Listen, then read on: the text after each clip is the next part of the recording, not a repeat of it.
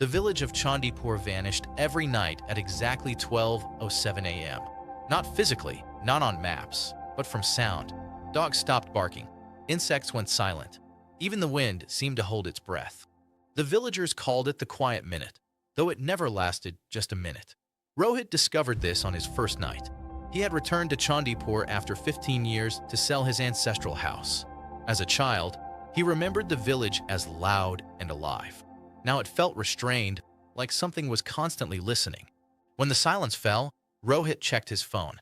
No signal, no ticking clock. The digital time froze at 12:07.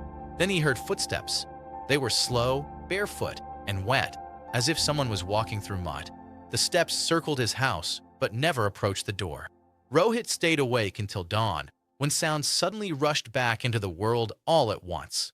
Roosters crowing, leaves rustling, dogs howling in fear. The next morning, the villagers avoided his eyes. An old woman finally spoke. She told Rohit that during the British era, a flood had drowned half the village. Those who survived locked the remaining people outside the temple gates to save themselves. The drowned ones returned every night, not to kill, but to count who was still alive.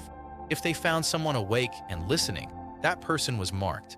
Rohit laughed it off until he saw wet footprints inside his locked house. Each night, the footsteps came closer.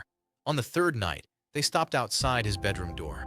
A voice whispered his name, not spoken, but breathed like water leaving lungs.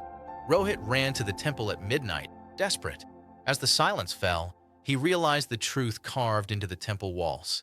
Names, hundreds of them. The names of those who had survived the flood. His family name was there too. The footsteps surrounded him.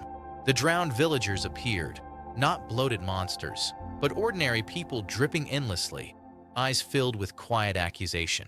They did not attack. They simply stared. One of them spoke. "We waited.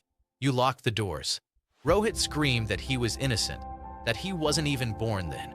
The spirits replied in unison that guilt ages, but debt does not.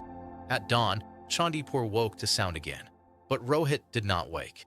His body was found dry, untouched, sitting in the temple with his ears filled with mud.